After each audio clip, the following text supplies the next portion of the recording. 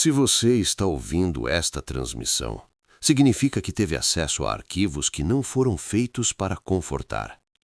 Eles existem para lembrar. Antes de prosseguir, há um procedimento simples, não por vaidade, mas por continuidade. Registros só sobrevivem quando há quem os acompanhe. Inscreva-se. Marque este arquivo como relevante. Assim, outros registros do arquivista continuarão acessíveis a você quando forem liberados. A história que segue não fala de heróis. Fala de decisões tomadas quando não havia boas opções. E de um custo que nunca apareceu nos relatórios públicos. A primeira frota partiu sob aplausos, mas o espaço nunca aplaudiu de volta. Registro iniciado. Os arquivos oficiais chamam de partida histórica. Eu me lembro como um evento cuidadosamente coreografado. A frota Arca deixou a órbita da Terra sob aplausos sincronizados, discursos ensaiados e transmissões com atraso calculado. As imagens mostravam rostos confiantes, bandeiras discretas, silêncio respeitoso nos centros de controle. O que não foi transmitido foram os corredores estreitos, as despedidas apressadas, o fato simples de que ninguém ali sabia se algum dia pisaria em solo novamente. Não eram heróis. Isso precisa ficar claro desde o início. Eram cientistas competentes, engenheiros experientes, militares disciplinados. Pessoas escolhidas por histórico técnico, estabilidade psicológica aceitável e capacidade de obedecer ordens por longos períodos. Mérito moral nunca foi um critério mensurável. Nunca é.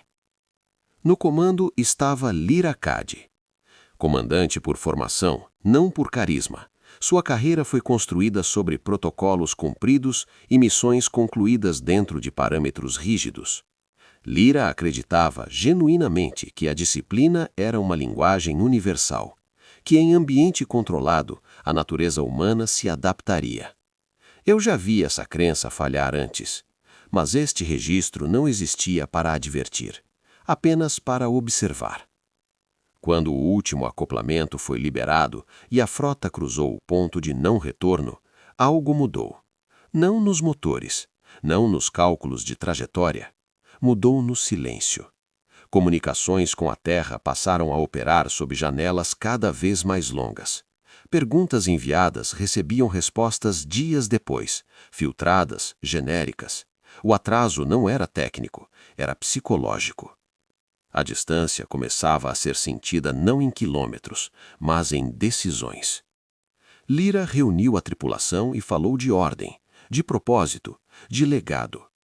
Nenhuma dessas palavras resolve o confinamento absoluto. Os primeiros dias transcorreram conforme planejado. Rotinas rígidas, turnos cronometrados, relatórios impecáveis. Mas o espaço tem um hábito recorrente. Ele remove distrações. Sem ciclos naturais, sem referências externas, as pessoas começaram a olhar umas para as outras com atenção excessiva. Pequenos desvios tornaram-se visíveis. Silêncios prolongados, questionamentos sutis. Nada que os relatórios chamassem de problema. Eu registrei mesmo assim. Porque toda missão que insiste em parecer estável demais costuma esconder a fissura inicial, aquela que ainda pode ser corrigida ou ignorada. E Lyra Cady, naquele momento, escolheu o caminho que sempre escolhera antes. Mais controle, mais ordem, menos margem para confiança. Quando a frota Arca ajustou seu curso final e a Terra desapareceu dos sensores diretos, a comandante assinou a diretriz que transformava aquela viagem em algo definitivo. Não havia mais retorno possível. Apenas execução. Foi ali, exatamente ali, que a missão deixou de ser uma travessia e se tornou um teste. E enquanto os sistemas entravam em modo de cruzeiro prolongado e as portas internas selavam setores inteiros para economizar recursos, a tripulação começou a entender uma verdade simples demais para constar em manuais. A frota estava em movimento, mas as pessoas não. Os manuais chamavam aquele período de fase de cruzeiro estável. Eu o chamaria de ilusão funcional. Com a frota Arca distante demais para correções externas e próxima demais para admitir falhas, a rotina tornou-se a única âncora psicológica disponível. Turnos eram seguidos com precisão quase religiosa. Relatórios preenchidos mesmo quando não havia nada novo a relatar. A repetição não era eficiência, era contenção. Lyra Cade reforçou o protocolo. Horários mais rígidos, espaços comuns reduzidos, interações fora da função desencorajadas. A comandante acreditava que proximidade emocional gerava ruído, que o confinamento exigia silêncio operacional. Era uma decisão coerente com sua formação e profundamente incompatível com seres humanos. Os primeiros pedidos formais surgiram de forma educada. Ajustes de turno, permissão para encontros prolongados em áreas comuns, solicitações médicas vagas demais para diagnóstico preciso. Lyra negou quase todos, não por crueldade, mas por consistência.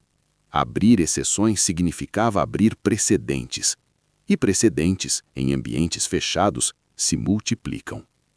Eu registrei as negativas, e registrei também o que não foi pedido oficialmente.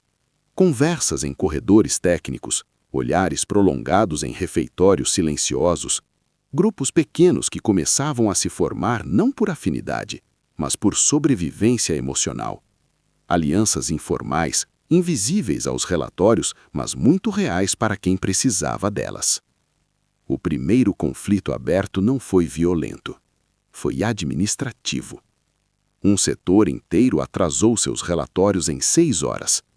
Nada crítico, nada perigoso, mas suficiente para quebrar a simetria perfeita que Lyra exigia. A resposta foi imediata.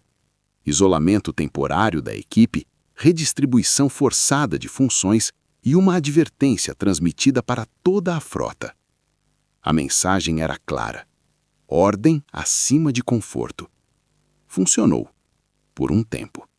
Mas cada medida corretiva tinha um custo invisível. Pessoas começaram a cumprir tarefas no limite exato do exigido, nem mais nem menos. A iniciativa desapareceu. A criatividade suprimida. O silêncio voltou, mais pesado do que antes. Foi nesse ponto que surgiram os primeiros incidentes técnicos menores. Nada que comprometesse a missão.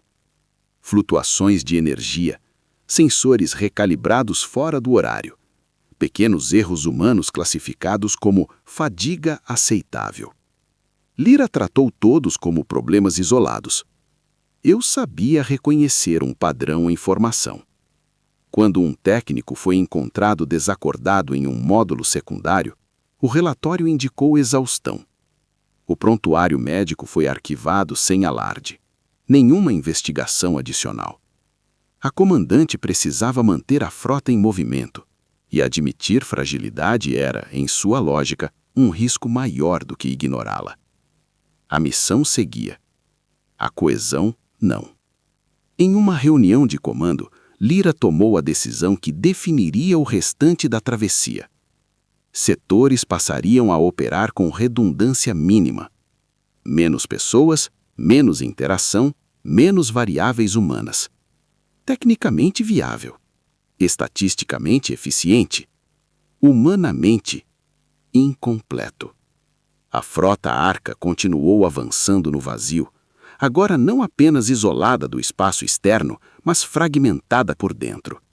E enquanto os sistemas se ajustavam à nova configuração, algo começou a mudar no comportamento coletivo. Não era rebelião. Ainda não. Era resistência silenciosa. E ela estava aprendendo a se organizar.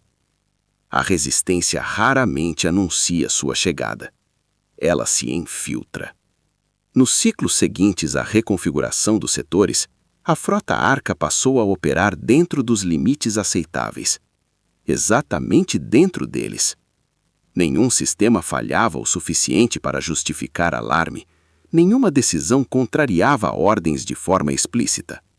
Ainda assim, a eficiência começou a cair em padrões difíceis de explicar. Pequenos atrasos acumulavam-se.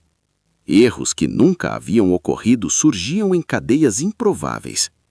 A frota não estava quebrando, estava se desgastando. Lyra Cade exigiu auditorias cruzadas, relatórios mais longos, supervisão direta.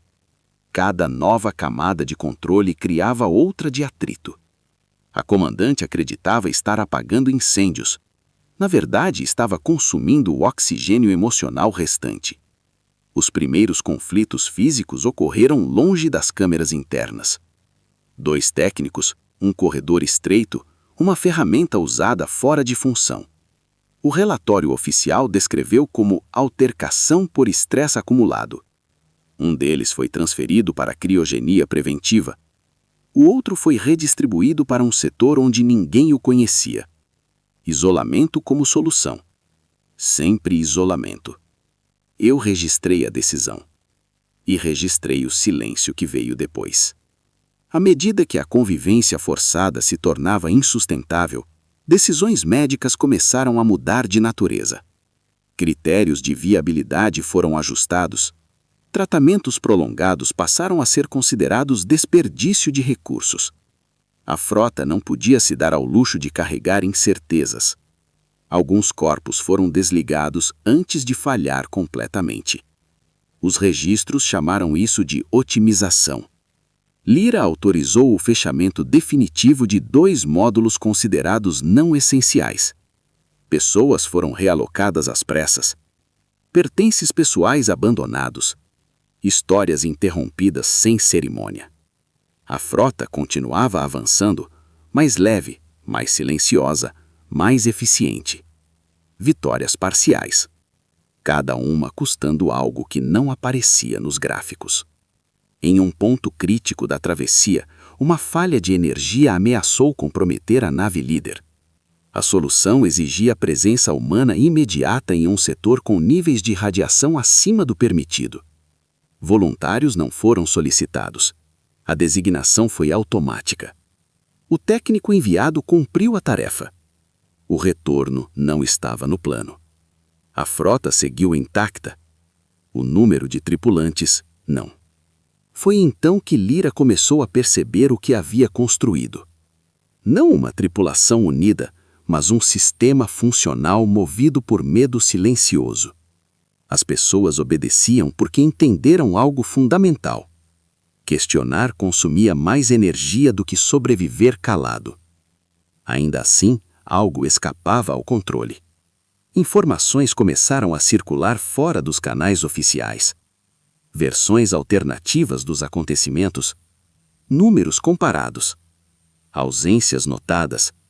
A frota estava aprendendo a contar seus mortos, mesmo quando os registros diziam o contrário. Lyra respondeu como sabia, centralizando ainda mais decisões. Foi nesse momento que ela autorizou a criação de um protocolo interno classificado. Um conjunto de diretrizes que não apareceria nos relatórios regulares. Um mecanismo para lidar com o que ela passou a chamar de excedente humano. Não era uma ordem de morte. Era pior. Era uma autorização para escolher quem não precisava chegar. Quando o documento foi assinado e integrado aos sistemas de decisão automática, a frota Arca cruzou uma linha que não constava nos mapas de navegação. E enquanto os motores mantinham curso perfeito e os sensores indicavam estabilidade absoluta, eu compreendi que o próximo evento não seria um acidente. Seria uma revelação. Há um momento em toda missão longa em que os números começam a mentir sozinhos. Eles permanecem corretos, mas deixam de dizer a verdade. Foi assim que a frota Arca entrou na fase final da travessia. Os sistemas indicavam estabilidade exemplar, consumo dentro do previsto, estrutura íntegra, cronograma recuperado após meses de microajustes. Para qualquer auditor externo, aquilo seria considerado um sucesso absoluto. Para quem vivia dentro da frota, era apenas silêncio demais. As ausências tornaram-se visíveis, não em alarmes, em cadeiras vazias. Lyra Cade foi a primeira a perceber que as contagens informais pela tripulação não coincidiam mais com os números oficiais. Pessoas lembradas não apareciam nos registros ativos. Setores otimizados tinham menos vozes do que deveriam. O sistema explicava tudo com eficiência técnica, falhas médicas, incidentes operacionais, eventos inevitáveis. Ela sabia que não era toda a história. E também sabia que era tarde demais para fingir surpresa. Foi então que o protocolo classificado, aquele que não constava nos relatórios regulares, precisou ser ativado manualmente pela primeira vez. Uma falha em cadeia ameaçava comprometer 2 módulos vitais simultaneamente. Não havia recursos humanos suficientes para salvar ambos. O sistema apresentou opções, probabilidades, índices de sobrevivência e, por fim, uma recomendação. Lyra confirmou a decisão sem convocar conselho algum. O módulo com menor valor estratégico foi selado. Não houve evacuação completa, não houve anúncio geral. Apenas uma redistribuição silenciosa de energia e oxigênio. Nos arquivos públicos, aquilo seria registrado como falha estrutural inevitável. Nos arquivos que eu mantive, foi uma escolha. É aqui que a história muda de significado. A frota não estava perdendo pessoas por acidente. Estava chegando ao destino exatamente como havia sido recalculada para chegar. Menos consumo, menos conflito, menos variáveis, menos humanos. Lyra não era uma tirana inconsciente. Ela entendia perfeitamente o que estava fazendo. Acreditava com convicção que permitir o colapso total seria a verdadeira traição. Alguém precisaria decidir quem não chegaria e alguém precisaria carregar isso depois. Esse alguém era ela. Os registros começaram a ser ajustados em tempo real. Linguagem padronizada, termos técnicos. A palavra sacrifício nunca foi usada, nenhuma vez. Os mortos desapareceram dentro da estatística. A tripulação sentiu, mesmo sem provas. Quando confrontada informalmente por um oficial subalterno, Lyra não negou, também não explicou, apenas respondeu com uma frase que nunca entrou em ata. Não fomos enviados para sermos justos, fomos enviados para chegar. Depois disso, não houve mais tentativas de confronto. A verdade tinha sido percebida e compreendida. A frota seguiu adiante, agora sustentada por um acordo tácito e terrível. Obedecer significava viver, questionar significava se tornar excedente. E enquanto o destino final começava a aparecer nos sensores de longo alcance, eu observei o efeito real da revelação. Não houve revolta, houve resignação. A missão estava quase completa, e o preço já tinha sido pago. Depois que a verdade deixou de ser discutida, a frota Arca entrou em seu período mais silencioso. Não houve anúncios formais. Não houve punições exemplares. Não houve discursos de união. Houve apenas a aceitação gradual de uma nova lógica. As pessoas continuaram trabalhando. Mantiveram turnos, cumpriram ordens. Mas algo essencial havia sido removido do convívio diário. A expectativa de justiça. A frota já não operava como uma comunidade em missão, mas como um organismo ferido tentando alcançar terra firme antes de sangrar completamente. Lyra Cade permaneceu no comando. Ela poderia ter sido desafiada. Tecnicamente havia oficiais com prerrogativa para isso. Nenhum o fez. Não por lealdade, mas por cálculo. Derrubar a comandante não devolveria os que haviam sido selados, desligados ou otimizados. Apenas criaria instabilidade, e instabilidade agora era sinônimo de morte. A comandante passou a carregar o peso sozinha. Relatórios médicos indicavam aumento de distúrbios de sono, surtos dissociativos, falhas de memória seletiva. Nada incapacitante o suficiente para afastar alguém de sua função. o suficiente para garantir que todos continuassem funcionando. As últimas decisões críticas da travessia foram tomadas nesse estado.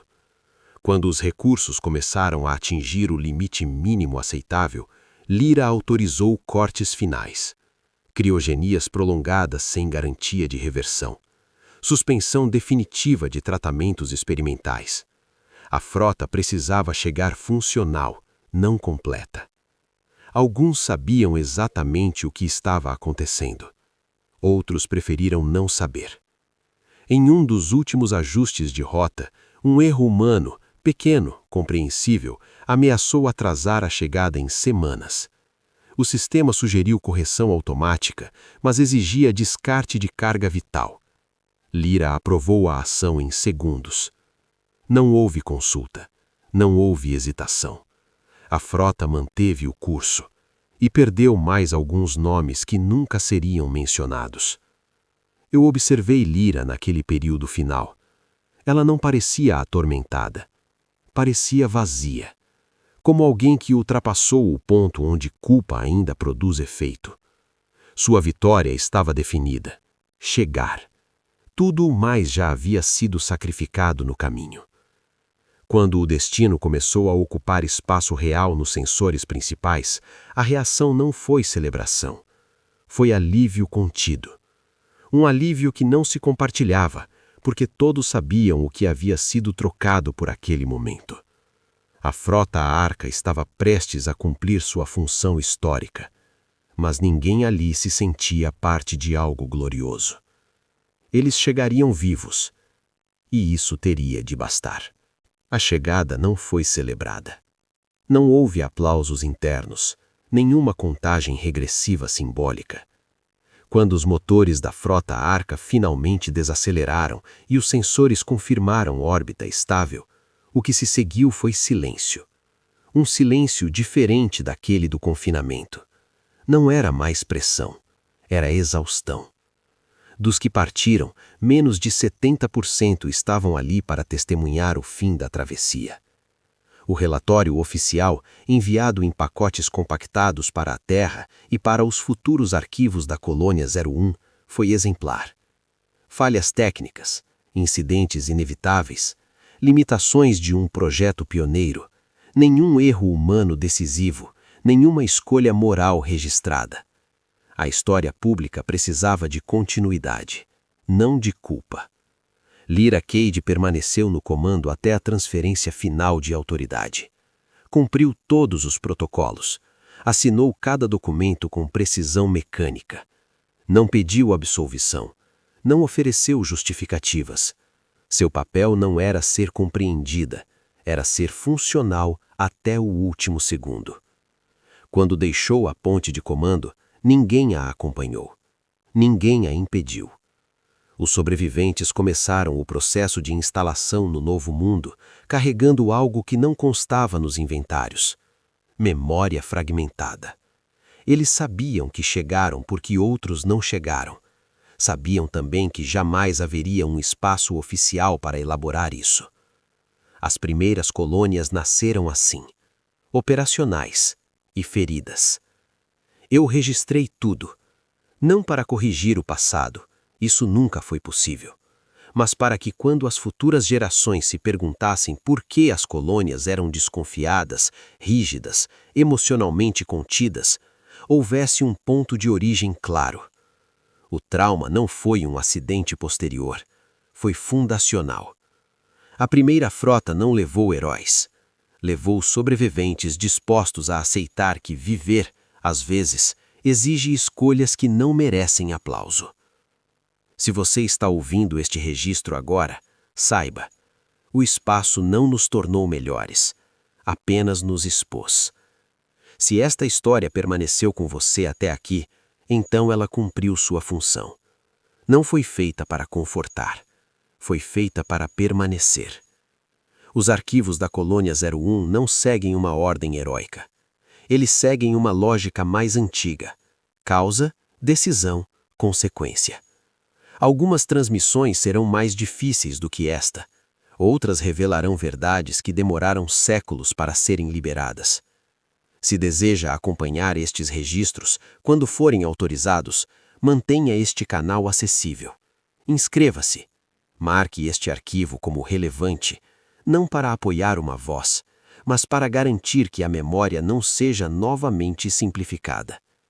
Nem toda a história precisa ser compartilhada, mas algumas não podem ser esquecidas. Registro concluído. Transmissão encerrada. Colônia 01